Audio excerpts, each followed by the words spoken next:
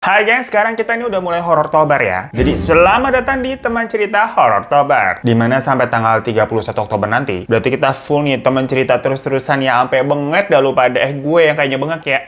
Tapi hari ini sengaja kita syutingnya di Mari nih tidak mencerminkan apa sih ya horor-horor begitu ya, malah kuning begitu. Abis itu kita lihatnya di sini muka kita cerah begitu ya. Abis tadi bangun tidur kayak muka kita buluk banget pas ngecek cahaya di sini lah. Kok cakep, udahlah di sini aja lah. Sekalian kita ambil duduk gini kan enak begitu, gak ngemper. Ketekan perut nih, nambah lagi berat badan kita. Nah kenapa jadi curhat terus sih? Makanya kalian yang belum pada subscribe di bawah ya. Biar kita lebih semangat lagi nih ngejar sampai tanggal 31. Tapi sekarang makanya kita ceritain aja nih pengalaman dari teman kita namanya Abron. Abror, ya Allah susah banget lagi namanya. Dimana dia menceritakan ada sebuah desa yang cukup unik tapi mengandung unsur misteri, guys. Jadi Abror ini tuh kesana selama sekitar 2 minggu. Waktu dia lagi nemenin ibunya. Jadi saksi riwuh pernikahan saudaranya tuh. Desanya ini di Jawa Timur. Nah pokoknya waktu sekitar tahun 2015, Abror yang merupakan anak tunggal itu diminta sama ibunya buat nemenin tuh ke daerah Jawa Timur. Sebagai anaknya soleh dan berbakti sepertiku, ya udah berangkat tuh dia tuh. Dari rumahnya di Kerawang menuju Jawa Timur naik bus. Ya tapi sebenarnya si Abror nih mau-mauan ada alasan lain juga. Karena dia ini memang baru lulus SMA dan belum masuk kuliah. Maksudnya daftar juga belum nih. Karena dia masih bingung, ini mau lanjut kuliah apa enggak. Perkara kan kuliah nggak murah. Dan kebetulan juga si Abror nih baru diputusin sama pacarnya, kesian. Jadi dia lagi galau banget tuh. Makanya pas ibunya minta temenin pergi, ya udah hayu aja gitu sambil refreshing. By the way, keluarga yang mau didatangin si Abror sama ibunya ke desa itu adalah budenya Abror. Jadi ini memang dari keluarga si ibu ya. Tapi sebenarnya dulu nih katanya ibu sama budenya itu sempat ada permasalahan keluarga. Dan mereka sempat lost kontak lama. Pokoknya terakhir Abror ke rumah budenya itu udah lama banget waktu dia masih kecil, masih SD. Setelah itu nggak pernah kesana-sana lagi. Dan baru ini kontak-kontakan lagi tuh ibu sama budenya gara-gara apa coba? Gara-gara si ibunya Abror ini kena gula sama hipertensi katanya, gengs. Jadi perkara takut meninggal dadakan katanya ya. Ibunya Abror ini mau menyambung lagi tuh tali silaturahmi kepada saudaranya yang dulu sempat terputus gitu, tapi bukan perkara pinjam 100.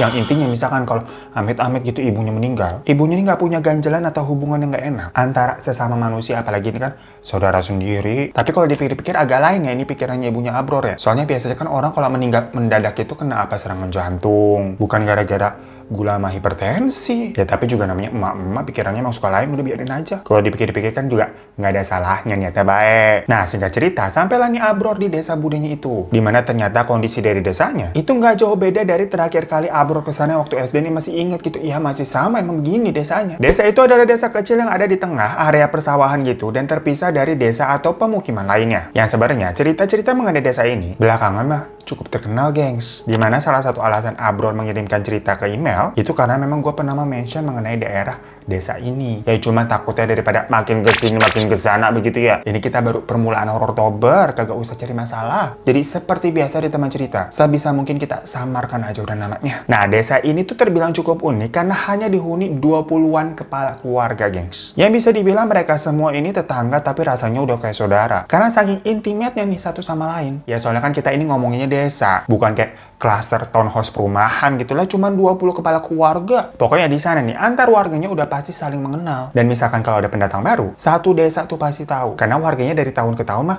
itu baik. Nah pas awal datang nih Abror lumayan kaget. Karena sewaktu dia sama ibunya lagi jalan gitu kan ke rumah budenya, penduduk sana ngeliatinnya nih kayak tatapannya tuh penuh tanda tanya begitu. Macam kayak menjudge, ini orang dari mana? Apalagi waktu itu rambutnya Abror ini lagi gondrong. Ya kan posisinya dia habis lulus SMA. Jadi ya udah bebas tuh mau manjangin rambut. Mungkin dipikirnya orang-orang, ini debt collector preman dari mana datang gitu kali ya. Pokoknya pas sampai di rumah budenya itu, di sana udah ada beberapa saudaranya Abror yang memang dia kenal. Cuman ya udah lama banget nggak ketemu. Pokoknya di sana ada sepupu yang seumuran sama dia namanya Mas Dani sama Mbak Gendis. Jadi Abror ada temen ngobrol lah di sana. Sampai di malam harinya nih, masuk malam pertama berarti ya. Semua cowok-cowok ini ngemper di luar. Sementara yang cewek nih ada Mbak Gendis, Bude sama Ibu, itu masing-masing dapat satu-satu kamar. Karena di rumah itu total ada 3 kamar. Pas lagi semuanya pada tidur, sekitar jam 3 pagi, Abror ini tahu-tahu dibisikin sama ibunya dibangunin. Bror, bangun Bror, ibu nggak bisa tidur. Ah, kenapa Bu? kepala ibu pusing? Enggak, bukan pusing. Tapi tiap ibu tiduran, ibu ngerasanya ada orang lalu lalang gitu di atas kepala ibu. Ah, perasaan ibu kali. Ya udah nih Abror bikinin teh tawar aja ya biar ibu enakan ya. Abror ke dapur tuh buat bikin teh kan. Dan mereka akhirnya lanjut ngobrol di dapur. Sampai subuh itu ngobrolnya. Karena memang ibunya Abror bilang kayaknya nggak bisa tidur lagi deh dan dia minta ditemenin. Sampai akhirnya terdengar azan subuh. Satu persatu orang di rumah itu mulai bangun tuh gengs. Termasuk Bude nih si pemilik rumah. Cerita lah ibunya Abror. Bilang kalau dia nggak bisa tidur. Dijawab sama budenya. Ya Allah, masih sering ngerasa merinding toh. Dari dulu nggak hilang-hilang. Sorry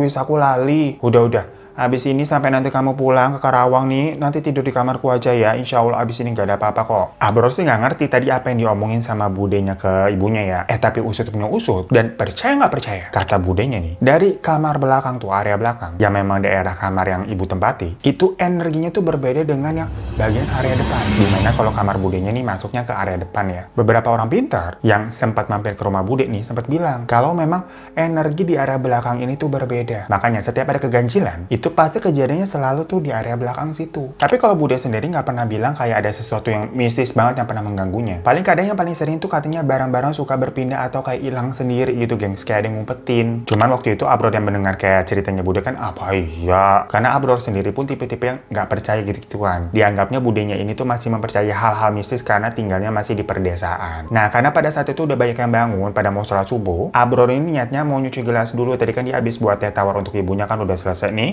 Habis itu baru dia mau ambil wudhu. Jadilah dia nyuci tuh di belakang. Yang metodenya katanya masih kayak zaman dulu. Di luar rumah gengs, jadi agak keluar. Yang metodenya tuh jongkok, nyucinya pakai air di ember gede yang disiram-siram begitu. Nah, pas jongkok itu, Abror melihatnya ada orang lalu lalang gitu mondar mandir, pakai baju kayak orang dulu, gengs. Maksudnya kayak pakai kain tradisional. Si Abror nih sempat mikir, apa itu warga pada mau pergi ke musola gitu kan pagi-pagi. Tapi kenapa pakainya begitu? Bukannya ya biasanya kan pakai mukena sama sarung gitu ya. Nah, entah kenapa dia di situ merinding tuh. Jadinya dia buru-buru tuh masuk rumah. Ya kan nyucinya cuma 1 gelas jadi cepet. By the way, rumah budenya Abror ini, itu memang cuma jadi basement keluarga dari mempelai pria doang. Atau ya anaknya si bude nih yang mau nikah. Karena semua acara nanti akan diadakan di tempat mempelai perempuan di desa lain. Jadi ya sebenarnya keluarga yang nginep di rumahnya bude itu pada nggak sibuk-sibuk amat. Paling si budenya aja nih sibuk, repot ngurusin makanan buat tamu-tamunya. Makanya pas siang nih si bude bilang, "Bro, tolong anterin Mbak Gendis itu loh, beli es kelapa. Kalau kamu nanti mau sekalian muter-muter ke kota juga boleh, biar tahu. Yang penting sampai sini nanti sebelum maghrib ya." Mbak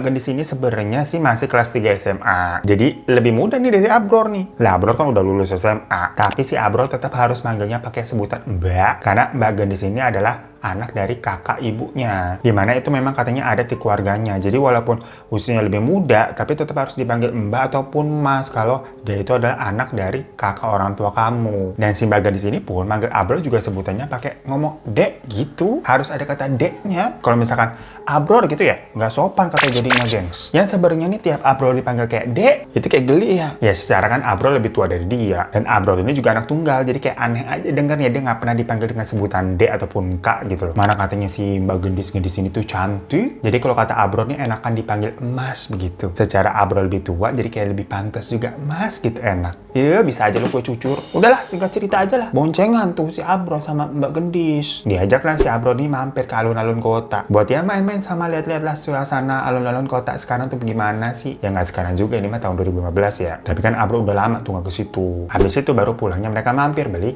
es kelapa. Dan pas mereka balik ke desa sebenarnya waktu nggak sore-sore amat. Masih sekitar jam 5-an. Cuma kondisi hari itu emang agak mendung. Yang bikin langitnya nih udah agak gelap-gelap begitulah. Nah, pas udah deket gapura kampung, dari belakang nih tau-tau ada motor tuh yang nyalip. Dimana si pengendaranya nih nyapa. "Ayo Mbak Gendis, masnya, saya duluan ya." Mbak Gendis yang tadinya boncengan kan kayak ada nyisain jarak sejengkal lah gitu kan dari posisinya si Abror. Itu tau-tau langsung mepet. Megang Abror kenceng banget. Abror yang dari awal kan biasanya ada ganjen-ganjennya nih kue cucur ya. Dia antara kaget sama baper gitu. Kenapa nih? Dia langsung melanin motornya sambil nanya, "Mbak, kenapa Mbak?" Digendanya si Abror, Mbak Gendis takut sama orang yang nyapa tadi. Mungkin itu preman situ apa emang suka gangguin Mbak Gendis kali. Tapi si Mbak Gendis dijawab, nggak apa-apa Dek.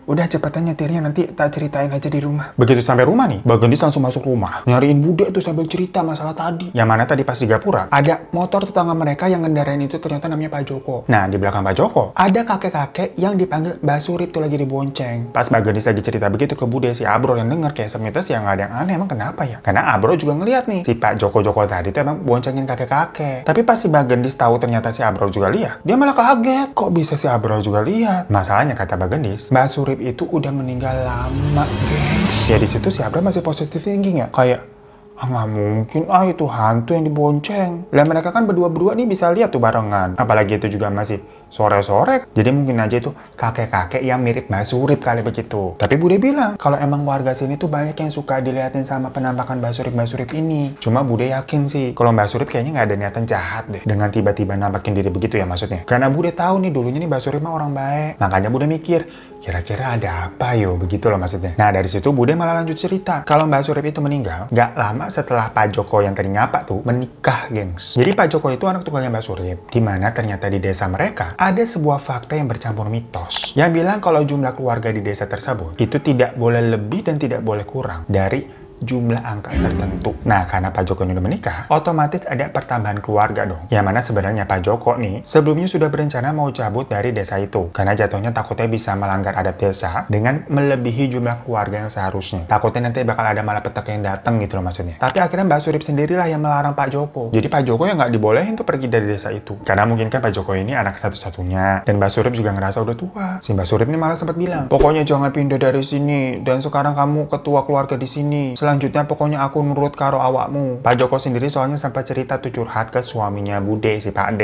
Kalau dia sebenarnya takut melanggar adat desa. Tapi di sisi lain, Pak Joko juga nggak tega. Kalau harus ninggalin Mbak Surip nih orang tuanya sendirian dalam keadaan udah tua begitu. Akhirnya adat itu coba diakalin, gengs. Caranya nih, Pak Joko tetap tinggal di sana. Tapi secara catatan kependudukannya tuh Pak Joko ngikutin kartu keluarga di kampung atau desa tempatnya istrinya itu. Jadi KTP-nya pindah lah, bukan jadi warga desa itu lagi. Namun ya tetap tinggalnya masih di situ. Tapi ternyata ini memang sepertinya pantangannya nggak bisa diakalin ya. Atau ini memang juga sebuah kebetulan. Gak lama dari situ, Mbak Surip meninggal karena katanya kena angin duduk. Nah makanya beberapa warga percaya kalau Mbak Surip ini meninggal karena keluarganya tadi ini si Pak Joko melanggar adat. Ya tapi beberapa orang juga percaya kalau Mbak Surip ini meninggal ya karena udah tua aja. Secara memang waktu itu umurnya udah 70-an. Tapi yang jelas setelah Mbak Surip ini meninggal, warga jadi makin patuh untuk tetap menjaga supaya jumlah keluarga di desa tersebut itu tidak berubah, gengs, di angka yang memang semestinya. Ya supaya nggak ada hal-hal lain yang buruk terjadi. By the way, tapi memang untuk jumlahnya sendiri memang sengaja ya. Nggak kita sebutin karena takutnya nanti kalian langsung googling begitu. Langsung pada jadi detektif dadakan nih. Wih, bisa heboh dunia persilatan kita. Yang kayak gini-gini nih gue udah mulai pinter. Biar gak ketebak itu maksudnya. Awas aja tapi yang pada bisa nebak-nebak di kolom komen ya. Nah tapi si Abro kan terus jadi penasaran. Lah terus nanti nih Mas Andre sepupunya mau nikah nih maksudnya. Itu gimana nasibnya kalau menikah kan berarti berkeluarga nambah tuh orangnya. Makanya dijawab sama Bude. Ya udah pasti setelah ijab langsung keluar dia dari sini. Sementara sih katanya dia bakal ngikuti rumah biasa dulu. Sampai nanti nemu tuh kontrakan yang cocok buat dia sama istrinya. Ya di situ Abro ngebatin kayak, wah berarti unik juga di sini ya, tapi seram juga. Nah malam harinya nih, nggak ada angin, nggak ada hujan. Tiba-tiba mantannya Abror itu ngechat. Berhubung masih ada sisa rasa di dada. Begitu nggak sih nadanya mahal ini? Langsung gercep dah tuh. Abror balesan gitu kan sampai kesam sih. Ngapain dia ngechat lagi? Ya soalnya kan dia pergi ke desa itu. Sekalian mengobati putus cintanya kemarin kan. Dari yang akhirnya mereka chat-chatan. Ditanggepin terus kan sama Abror sampai akhirnya mereka teleponan. Nah pas teleponan udah ngomong tuh ngalor ngidul. Abror kan bilang dia lagi di rumah budenya nih. Si mantannya tiba-tiba nanya. Di sana banyak anak kecil ya? Hah? Nggak ada anak kecil di sini. Adanya anak muda ini, aku sama ya 4 orang pokoknya. Ada Mas Andre yang mau nikah, ada Mas Dani sama Mbak Gendis. Sisanya orang tua semua. Kenapa emang? Serius? Dari tadi kok aku dengar ada suara anak-anak kayak berisik banget ya? Nggak ada anak-anak, anak-anak apa sih? Orang tua semua di sini ini juga lagi pada anteng-anteng. Tapi tahu-tahu si mantannya habis ngomong begitu, ditutup teleponnya. Lah Bro kan bingung lah. Kenapa tahu-tahu ditutup? Nih habis pulsa apa bagaimana? Nggak lama mantannya SMS. Nulis kayak, Bro, aku tadi dengar ada suara cewek ketawa serem banget makanya aku refleks tutup. Itu siapa sih? Pas baca SMS begitu ya Abro juga heran. Orang nggak ada yang ketawa dari tadi. Jadi merinding tuh dia. Nah tuh, ada tukang roti lewat. Jadi nggak jadi merinding deh kita. Nggak apa-apa ya, lewat aja bang, udah kegeseran. Ya sama kayak si Abror untungnya. Pas dikelihat sekeliling tuh, saudaranya masih pada duduk-duduk gitu makan ubi, tapi nggak bersuara aja pada anteng. Nah besokannya, mungkin karena dilihat-lihat nih si Abror kayak diem aja gitu kagak punya temen. Soalnya kan Mas Andre sama Mas Danis itu ya pergi kerja, dan Mbak Gendis ya sekolah. Jadi Pak Ade ini mengajak si Abror buat mancing di sumber mata air yang musiman gitu di desa dia. Kata Pak Ade nih, sumber mata air itu ada hanya saat curah hujan misalkan lagi tinggi aja. Sedangkan kalau lagi musim kemarau, airnya mah bakal kering kerontang. Tapi begitu nanti masuk musim hujan lagi, pasti banyak tuh airnya dan ada ikannya pula. Yang nggak tahu sebenarnya itu ikan datang dari mana. Nah, mumpung nih lagi ada, nih lagi emang musim hujan. Makanya mancing mania dulu yuk, mantap. Abror yang emang beneran gabut, ya udah seneng-seneng aja, gaskeun hayu. Setelah nyiapin perlengkapan mancing, jalan kaki lah tuh mereka berdua menuju sumber mata air tadi. Mereka jalan kaki ini sekitar 10 menitan, yang pas sampai sana, ternyata sumber mata air yang dimaksud Pade itu modelnya mirip sungai kecil. Ya udah pokoknya Pade sama Abror itu mulai mancing nih, pakai umpan jangkrik sama cacing. Baru 10 menitan duduk di sana, Pade mah jago banget udah dapet 3 ikan. Ya kecil-kecil sih ikannya, jenis ikan sepat sama ikan nila, bukan ikan barakuda kayak teman cerita kemarin.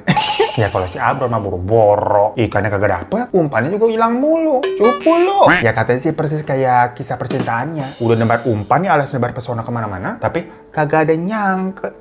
Sekitar setengah jaman tuh di sana. Akhirnya Abror dapet juga, gengs. Dia berhasil mendapatkan 1 ikan ukuran sedang, lumayan. Rasanya bener-bener seneng dan bangga banget tuh dia. Ya tapi kalau dibandingin sama Pade, pada saat itu Pade mau udah dapet 10 ikan. Udah suhu dia kayak, Pade sepu, ajarin sepu. Nah pokoknya pas lagi asik ini mancing lagi kayak gitu nungguin pancingannya ke kait. Dari seberang sungai tuh, Abror melihat ada ular kobra yang ukurannya lumayan besar. Kepalanya lagi ngangkat nih kebuka kayak mau menyerang mangsa gitu, serem. Pade. Itu kobra ya Pade ya? Loh, oh iya leh, yuk wis mulai. Loh kok mulai? Pade takut toh? Ah masih seru nih Pade. Ini kita pindah aja ke sanaan biar agak jauhan dari ularnya. Bukannya takut, bisa jadi itu pertanda. Udah, wis mulai kabeh lah kita. Pade langsung beres-beres tuh beres-beres pancingannya. Dan pas di jalan pulang, Pade baru cerita kalau katanya di daerah sumber mata air itu suka banget emang banyak yang dilihatin sama ular jadi-jadian, gengs. Ya tapi Pade bilang seperti yang tadi mereka lihat sih ular beneran. Karena bentukannya nggak aneh gitu, beneran ular. Tapi itu bisa saja dianggap sebagai suatu pertanda kalau rezeki menangkap ikan untuk mereka di hari itu tuh sudah cukup. Sisainlah buat warga lain. Toh mereka kan juga sudah dapat banyak ikan untuk tambah-tambah makanan di rumah. Intinya menurut Pade nih, mereka diingatkan untuk tidak serakah dan ambil hasil alam tuh secukupnya. Abror yang mendengar hal itu tuh sempat mikir, lah buset banyak banget ya adat, mitos sama larangan-larangan legenda gitu yang beredar di sini. Ya tapi kalau diambil sisi positifnya, mitos dan legenda yang ada itu membuat alam di desa tersebut terus terjaga. Karena para penduduknya nih pada takut apabila mereka serakah itu bisa merusak alam. Ya macam cerita Pamala yang kemarin tuh di Papua Barat Daya. Udah pada nonton belum lu? Pokoknya nih 2 hari kemudian, dari pagi-pagi semuanya tuh mereka udah on the way ke lokasi acara yang ada di desa lain tuh di tempat mempelai perempuan. Jaraknya sekitar 1 jam perjalanan, lumayan jauh. Entah pada tegang apa bagaimana, yang katanya kalau cobaan mah ada aja begitu. Masa ya mas kawin yang mau dipakai buat acara nanti, buat akad itu ketinggalan. Ya makanya akhirnya disuruh tuh Mas Dani sama Abror buat baliklah tuh ke rumah Bude, ambilin tuh mas kawinnya. Ya lagian ada-ada aja ya pakai acara ketinggalan ya. Kalau kita mah biasanya nggak pernah ketinggalan, itu selalu nyediain air freshener dari Holy Grails nih. Ya gimana nggak ketinggalan? Biasanya ini nih kita gantungin gitu di mobil atau ya di kamar biar harum terus gitu kita kemana-mana. Jadi ini tuh pengharum ruangan dari Holy Grails yang wanginya bener-bener udahlah nggak usah ditanya, kalau di Holy Grails mah enak-enak semua ya. Nah kalau kalian beli pertama kali kalian belinya yang 1 set ya, karena bisa dapat kertas gantungnya sama ini ada cairannya. Tapi sekarang lagi promo, kalau kalian beli itu dapat cairannya 2 nih, jadi 1 set dapat 2 cairan parfum. Jadi biar makin lama dan makin awet deh pokoknya. Caranya tinggal kalian celupin aja selama 2-3 menit, pokoknya sampai semua cairan parfumnya tuh terserap sempurna ya ke kertas gantungnya. Abis itu tinggal digantung aja. Yang jelas pokoknya ini kalau digantung nih wanginya awet banget, gengs. Kalau gue biasanya tuh gue selalu taruh di mobil tuh udah pasti ada Holy Grails. Atau misalkan kalau kalian mau ruangan kalian wangi gitu kamarnya, tapi nggak suka apa ya pewangian semprot-semprot otomatis karena bikin sport jantung kaget. Udah pakai ini aja. Varian wanginya juga lucu-lucu banget, misalnya caramel popcorn. Jadi kamar kalian tuh berasa jadi bioskop, wanginya enak banget soalnya. Langsung aja ya pokoknya nih, kalian check out tuh banyak banget variannya enak-enak. Semua link infonya ada di deskripsi di bawah. Nah pokoknya mereka kan balik lagi tuh ke rumah, dan karena posisi mas kawin itu ada di kamar Bude, jadi ya masuk ke dalam kamar yang Mas Danis doang. Sementara Abror ini nunggu itu di depan tuh, di depan teras. Yang nggak lama Mas Danisnya keluar nih bawa mas kawin itu sambil ngunci pintu rumah lagi. Pas lagi ngunci pintu, dari dalam nih kedengeran ada suara perempuan gitu berkata, "Sek, tunggu ente nih, Sek. Enek sengkeri."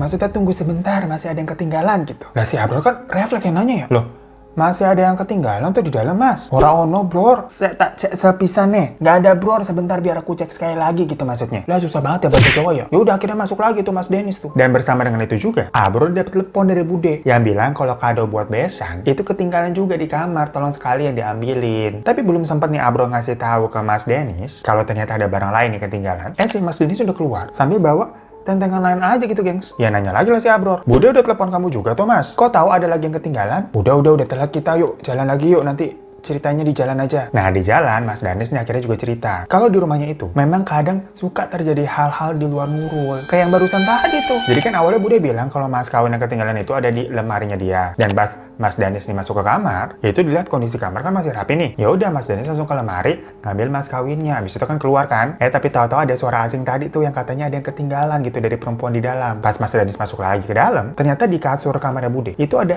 bungkusan kado. Padahal sebelumnya nih Mas Danis yakin banget kalau sebelumnya kado itu nggak ada di sana, nggak ada di kasur. Makanya ya udah biar cepet dia langsung bawa aja lah. Karena yang udah-udah emang sering begitu katanya tuh. Barang tahu-tahu suka hilang, tahu-tahu suka muncul. Makanya kan juga Bude sebelumnya cerita kalau suka kayak ada yang ngumpetin barang. Ya kayak gitu tuh maksudnya ternyata. Bude sekeluarga juga udah bingung. Mereka nih harus makasih sama penunggu sana gitu. Kadang suka kan barang ketemu tiba-tiba. Kayak semacam kayak tadi tuh kan ngingetin ada barang ketinggalan. Tapi atau mereka nih sebenarnya harus kesel karena mungkin saja sebenarnya semua itu adalah ulah penunggu rumah yang sengaja nyirep nih biar orang rumah kagak ngeliat itu barang, supaya orang rumah nanti ini bingung, terus minta pertolongan ke mereka, biar jadinya ketergantungan sama mereka-mereka itu. Soalnya kata beberapa orang yang ngerti ya, di rumah Bude ini, aktivitas energi entitasnya lainnya itu memang sangat kuat rasanya. Dimana banyak makhluk halus yang lalu lalang. Ya mungkin kayak waktu Abro sama ibunya lihat di awal tuh yang pada kayak lalu lalang. Dan makhluk-makhluk tersebut, lagi-lagi kalau kata orang yang ngerti, itu bisa banget buat kayak semacam bikin perjanjian dengan mereka untuk dijadiin apa semacam perewangan, atau bahkan diminta tolong buat semacam black magic yang kayak pelet santet begitu, gengs, kalau mau. Tapi ya Bude kagak mau yang begitu-gituan. Apalagi desanya juga udah banyak pantangan. Kayak, udahlah ngerasanya nggak usah lah nambah-nambahin masalah aja. Nah, singkat cerita, acara pernikahan ini berlangsung lancar. Dan keluarga pun akhirnya pada balik kan ke rumah Bude. Dan beberapa keluarga besar juga yang datang ke acara pernikahan habis selesai ya udah langsung pada pulang ke tempat mereka masing-masing. Jadinya di rumahnya Bude nih, tinggal ya keluarga intinya Bude, Abror sama ibu aja. Nah tiba-tiba sekitar jam 10 malam, Mas Andre nih nelfon Bude. Ngabarin katanya mau pulang ke rumah. Yang posisinya kan dia lagi habis di rumah biasa nih, acara kan di sana. Lah Bude langsung bingung. Loh. Oh no, apa tole? Yang ternyata ya Mas Andre bilang kalau malam itu istrinya tiba-tiba kesurupan. Istrinya nih kesurupan sambil bilang, aku nggak mau nikah sama Andre. Aku nggak mau nikah sama Andre. Sampai-sampai istrinya nih mengeluarkan kata-kata yang kasar sambil kayak mukul-mukulin si Andre gitu. Lah tiba-tiba begitu. Padahal si istrinya ini nih dikenal sebagai garis Jawa yang apa lemah lembut, tutur katanya ayu gitu kayak kita.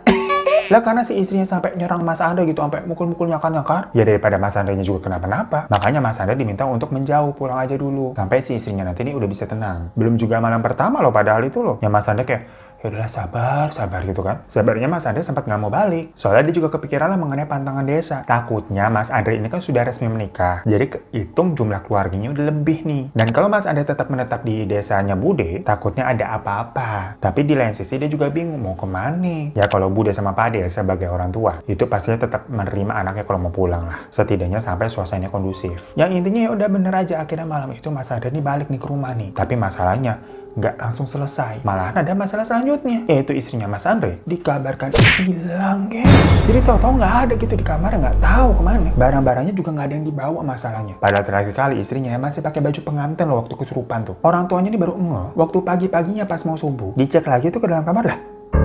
Kagak ada siapa-siapa, anaknya kemana? Wah, misterius banget itu, gengs. Seharian dicari kemana-mana nggak ketemu, kan aneh banget ya. Ya orang-orang juga jadinya khawatir. Waktu itu si Abror aja nih sempat loh ngikut nih nganterin Mas Andre buat datengin ke beberapa teman-teman istrinya yang kali aja ada info tahu nih istrinya kemana gitu loh. Nggak ada jejaknya, gengs. Makanya dari situ banyak nih asumsi-asumsi mistis kalau jangan-jangan istrinya nih hilang ke dimensi lain. Habisnya waktu kesurupan gak langsung ditangani, kayak ya udah ditenangin aja, dikunci di kamar. Akhirnya Bude sama Pade sampai nanya kan ke orang pinter. Mereka nih melakukan ritual untuk mencari istrinya ini kemana hilangnya. Tapi ternyata di situ dibilangin kalau sepertinya istrinya Mas Andre ini bukan pergi ke dimensi lain, tapi ke kota lain bareng laki-laki lain. Wah, pikirannya Mas Andre udah kalut kan nih. Siapa laki-laki yang membawa istrinya? Dan apa maksudnya? Apa jangan-jangan yang membuat istrinya kesurupan ada laki-laki itu? Karena selama beberapa hari ini istrinya nggak ketemu-ketemu ya, sampai akhirnya pihak keluarga dari istrinya pun melaporkan ke polisi. Bude sebagai ibunya Mas Andre ini jadi sakit karena kepikiran. Mana jadi omongan tetangga kan soalnya. Sampai akhirnya Bude dilariin tuh ke rumah sakit, kesian banget. Kalau menurut keluarga Bude, ya kondisinya Bude seperti itu pasti ya kepikiran mengenai anaknya ya. Baru nikah, tahu-tahu istrinya hilang gitu loh. Tapi ada beberapa warga kan yang bilang, jangan-jangan Bude ini sakit. Itu karena Mas Andre nih masih tinggal di rumahnya. Yang mana itu berarti semacam udah melanggar adat. Ya karena jumlah keluarga di desa itu jadinya bertambah karena si Mas Andre ini sudah menikah. Udah berkeluarga nih istrinya kan hitungannya ya. Jadi memang adat tersebut itu berlakunya untuk penduduk sana aja, gengs. Kalau sekedar pendatang, kayak berkunjung sebentar kayak Abror sama ibu, itu emang nggak dihitung. Karena kan kalau pendatang atau tamu paling banter ya seminggu gitu ya, sebulan paling lama juga nggak ada sih yang lama banget sebulan. Yang mana hitungan jumlah kepala keluarga di sana jadinya nggak nambah. Kan tamu, bukan kepala keluarga. Makanya pas saudara-saudaranya Bude pada datang tuh rame-rame, mah aman-aman aja. Karena jatuhnya cuma mampir sebentar. Sementara kalau Mas Andre ini, itu kan memang merupakan penduduk asli sana yang dianggap jadinya ya melanggar adat. Makanya supaya nggak ada perdebatan dan ribut-ribut, takut budenya ini juga tambah sakit ya. Akhirnya Mas Andre ini memutuskan untuk tinggal di rumah besannya terlebih dahulu untuk sementara waktu. Karena kan sebelumnya dia disuruh pulang karena diserang sama istrinya kan. Jadi kamarnya tuh dikunci buat si istrinya. Lah sekarang istrinya udah kagak ada, hilang, makanya Mas Andre tinggal di sana aja sembari ya nyari istrinya juga. Gak lama dari Mas Andre pindah, dokter ini mengabarkan kalau Bude akhirnya udah dibolehin buat pulang. Makanya dari semua kejadian itu, warga ini makin yakin kalau ada soal jumlah kepala keluarga di desa tersebut itu bener-bener nggak boleh dilanggar deh. Nah tapi selain mendengar kabar kalau Bude ini udah dibolehin pulang, Mas Andre juga akhirnya dapat kabar kalau ternyata istrinya nih kabur sama mantan pacarnya. Tapi orang tua dari si istri atau biasanya Mas Andre itu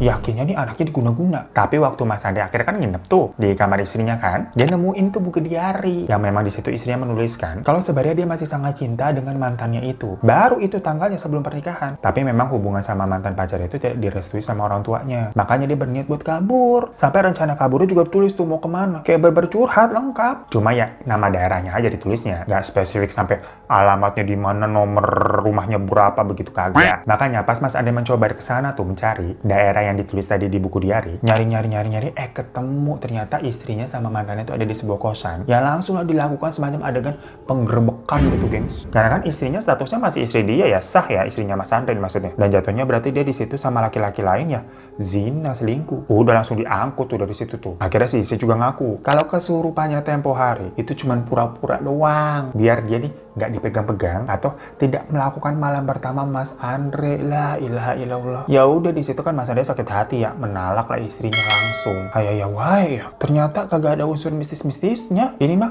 pure istrinya cegil, gengs, alias cewek gila. So itu guys teman cerita edisi horor Tobar ini, dimana sampai sekarang pantangan mengenai jumlah keluarga yang ada di desa tersebut tuh masih sangat dijaga, masih sangat ditaati katanya, gengs. Nggak ada pokoknya yang berani melanggar. Padahal ini kan udah tahun 2023 maksudnya, udah modern. Ya tapi soalnya ini semacam kepercayaan adat juga sih ya. Ya karena desanya itu pun sekarang itu juga udah masuk menjadi salah satu destinasi wisata yang unik karena hal tersebut. Dan sekarang statusnya Mas Andre itu juga udah menikah lagi dengan orang lain, yang tentunya langsung pindah ya tapi ke desa sebelah. Ya terima kasih pokoknya buat yang nonton, terima kasih juga buat Abror untuk ceritanya. Ini sengaja kita pilihin di awal-awal. Untuk pembukaan horor Tobar gue pilih nih cerita yang memang tidak terlalu ekstrim, tapi cukup pada plot twistnya ya. Karena ternyata di sini memang mistisnya itu lebih kepada ke desanya yang mempunyai adat unik tadi. Tapi kalau masalah mantan istrinya Mas Andre emang definisi cegil, ternyata kagak ada mistis-mistisnya, dasarnya cewek gila. Dan karena kebetulan memang desanya itu juga udah pernah kita bahas. Jadi pas gue baca nih, kayak seru banget mengetahui POV dari orang sananya langsung begitu, gengs. Dan berhubung nih detik ini saat video ini dibuat, ini pada laporan ke gue ternyata sudah 3 juta. Terima kasih banyak, kita pecah telur. Jadi mau nggak mau kita harus langsung melanjutkan horor Tobarnya ya. Jadi memang kebetulan ya, rencana Tuhan. Berarti mau nggak mau besok ada teman cerita lagi begitu. Ya Allah, bekantung lah ini mataku. Ya udahlah, terima kasih semuanya. Jangan lupa tapi tetap subscribe di bawah biar lanjut lagi jadi 10 juta begitu ya. Agak ngelunjak nggak apa-apa. Boleh minta like-nya juga. Dan kalau mau kirim cerita, mumpung kita bakal jor-joran sampai tanggal 31 nanti, langsung aja kirim email ke sini ya. Terima kasih banyak lagi semuanya. Makasih banyak-banyak. Sampai jumpa lagi di teman cerita besok berarti. Assalamualaikum.